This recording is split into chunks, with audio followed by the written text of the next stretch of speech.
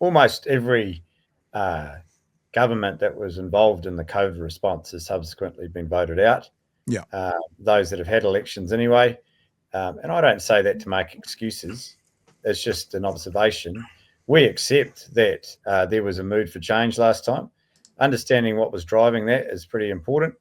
But then also tapping into the growing disillusionment in this government and offering something that's tangible and credible and will actually address the things that people are worried about. So, it's becoming pretty clear that the National Party would say anything to get elected. They looked New Zealanders in the eye and told them that their tax plan added up, and then immediately upon election admitted that it didn't, essentially. Mm-hmm. They're spending, Chris Luxon spent more time last week arguing and was trying to manage arguments between Seymour and Peters.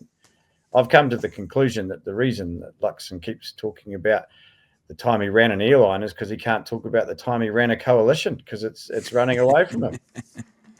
It's honestly chaotic. The whole thing. Did he run an airline? I hadn't heard that before. Did he run an airline?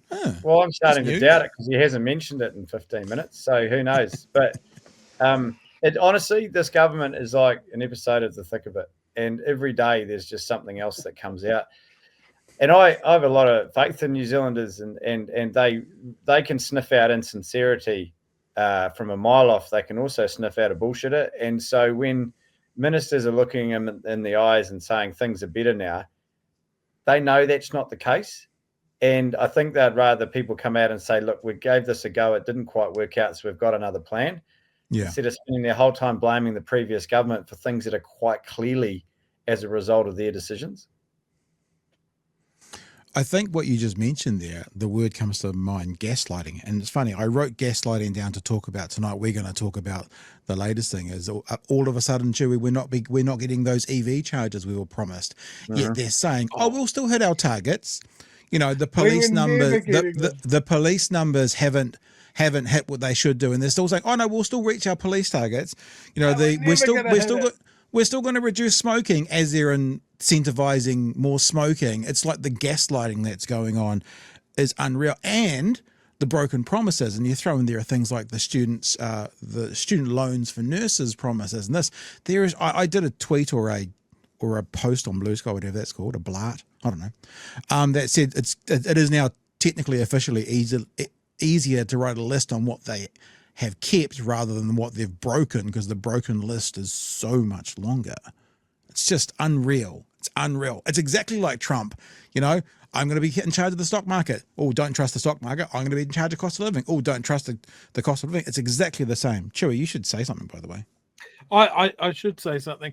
I'm just wondering what sort of runway that they have when they're pissing off the nurses union, the junior doctors, the teachers, the maritime union.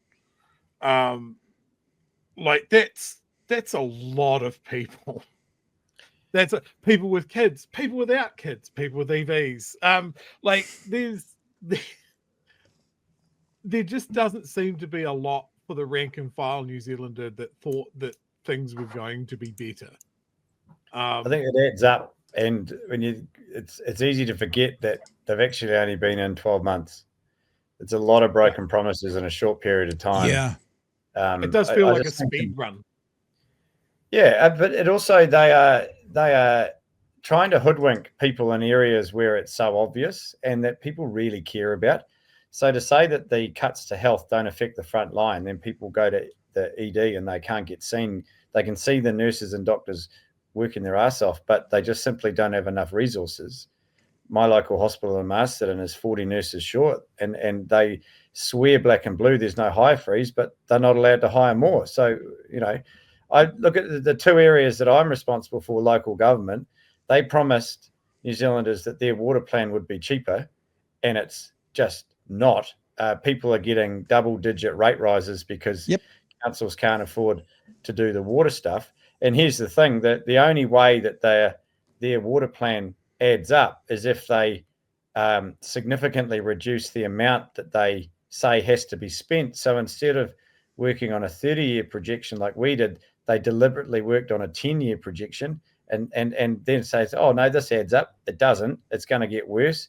They promised they would build more social houses than the Labor government and immediately reneged on that. They said they would build 1,000 more homes in Auckland, but in 2026, the number of homes in Auckland are going to go backwards 200. This stuff adds up real quick, and people are starting to see it in things that they care about, and it's not what they voted for. Yeah. We're seeing that here in Dunedin, the site that I asked you about earlier in the year, down the road from me here, still empty. A clear site for KO houses, still empty.